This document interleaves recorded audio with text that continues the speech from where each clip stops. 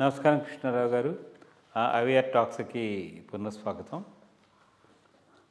గవర్నర్ల యొక్క విచక్షణ ఔచిత్యాల గురించి కొంచెం మీరు విశదీకరిస్తే బాగుంటుంది. ఎందుకంటే మొన్న ఈ తమిళనాడులో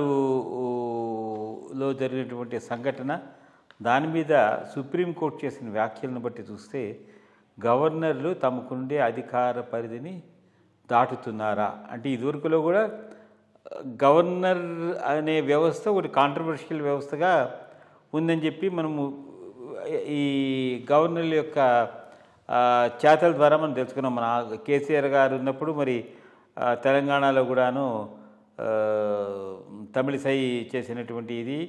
ఇప్పుడు తమిళనాడులో ఎక్కడైతే ఒకటి ఇది ఎట్లా ఉంటుందంటే, సెంట్రల్లో ఉండే గవర్నమెంటు, స్టేట్లో ఉండే గవర్నమెంట్ సెపరేట్గా ఉన్నప్పుడు ఇట్లాంటి కాంట్రవర్సీస్ చాలా ఎక్కువ రావడం జరిగింది. బట్ రీసెంట్గా ఇప్పుడు ఏది తమిళనాడులో సభ ఆమోదించి గవర్నర్ అప్రూవల్కి పంపించిన తర్వాత మళ్ళీ వెనక్కి వెళ్ళిన తర్వాత అవి ఆయన దగ్గరే పెట్టుకుని చేయకపోవడంతో వాళ్ళు సుప్రీంకోర్టుని ఆశ్రయిస్తే, సుప్రీంకోర్టు మరి అది సహేతుకమైనటువంటి కాదు అని చెప్పి తీర్పు ఇవ్వడం అనేది, దీని మీద ప్రభావం ఏ విధంగా ఉంటుంది అనే దాని మీద చిన్న వివరణ. గవర్నర్ వ్యవస్థ అనేటటువంటిది మొదటి నుంచి కొంత అటు ఇటుగానే ఉన్నది. యాక్చువల్గా అవసరం లేదు. ఎందుకంటే మనది ఏంది, బేసిక్గా what is the philosophy of Indian constitution.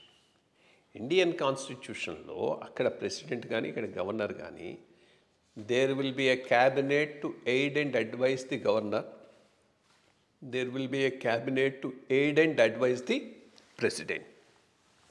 దాని అర్థం పరిపాలనంతా గవర్నరు ప్రెసిడెంటు చేస్తారు, వీళ్ళు ఓన్లీ ఎయిడ్ అండ్ అడ్వైస్ అని కాదు. పరిపాలనంతా ఇక్కడ చీఫ్ మినిస్టర్ చేస్తాడు, అక్కడ ప్రైమ్ మినిస్టర్ చేస్తాడు. వీళ్ళు కాన్స్టిట్యూషనల్ పోస్ట్స్ మాత్రమే. అది ఫిలాసఫీ ఆఫ్ ది కాన్స్టిట్యూషన్. ఎవరిని అడిగా చెప్తాడు. సో అమెరికాలో గవర్నర్ లాగా ఇండియాలో గవర్నర్లకు పవర్స్ లేవు. పవర్స్ అన్ని చీఫ్ మినిస్టర్ని ఎయిడ్ అండ్ అడ్వైస్ చేసి, of course every order comes in the name of the governor, by order of the governor అని వస్తుంది. దాని అర్థం గవర్నర్ పేరు మీద నామకే వాస్తే జరుగుతుంది, కానీ actual power exercise is by the chief minister here, అక్కడ బై ప్రైమ్ మినిస్టర్. ఈ అవగాహనతో గవర్నర్లు పనిచేయాల్సినటువంటి అవసరమైతే ఎంతైనా ఉన్నది.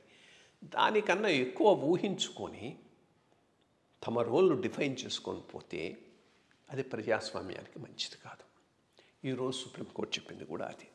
ఒక తడవ నీకు పవర్ ఉంది, రీకన్సిడర్ చేయమని పంపించావు, వాళ్ళు మళ్ళా అసెంబ్లీ రీకన్సిడర్ చేసి అదే అప్రూవ్ చేసి పంపించినప్పుడు దాన్ని అప్రూవ్ చేయకుండా ఉంచుకోవటం, ఆర్డర్స్ వేయకుండా నెలల పాటు ఉంచుకోవడం సరైనటువంటి విధానం కాదు. సో అదే సుప్రీంకోర్టు కూడా చెప్పడం జరిగింది. కరెక్ట్ అయిన జడ్జ్మెంటు. కొంత అక్కడ కాన్స్టిట్యూషన్లో ఉన్న చిన్న గ్యాప్ను సుప్రీంకోర్టు ఫిల్ చేసింది అంతే. So that they told second time వచ్చినప్పుడు you are duty bound to approve it. నీకేమీ డిస్క్రిషన్ లేదు. డిస్క్రిషన్ ఎందుకు లేదు అంటే, మీరు ఎలక్టెడ్ రిప్రజెంటేటివ్స్ కాదు. ఎలక్టెడ్ రిప్రజెంటేటివ్కే ఆ డిస్క్రిషన్ వస్తుంది. ఆ లెజిస్లేషన్ చేసేటటువంటి అధికారం వాళ్ళకే ఉంటుంది. మేబీ మీ డిస్కషన్లో ఏవో కొన్ని పార్డనింగ్ చేయటానికి వాటికి సంబంధించినటువంటి పవర్స్ ఉన్నాయి, వాడుకోవటంలో ఎవరు ఇబ్బంది లేదు, ఎవరు ఏమంటారు. బట్ ఎక్కడైతే మనకు పవర్ లేదో అక్కడ పవర్ ఉపయోగించుకోవాలంటాం సరైనటువంటి విధానం కాదు. రెండోది, గవర్నర్ ఇన్స్టిట్యూషన్ యొక్క ఇంపార్టెన్స్ను, దాని హోదాను, దాని ప్రోటోకాల్ను నిలబెట్టాల్సిన బాధ్యత కూడా చీఫ్ మినిస్టర్ మీద ఉన్నది.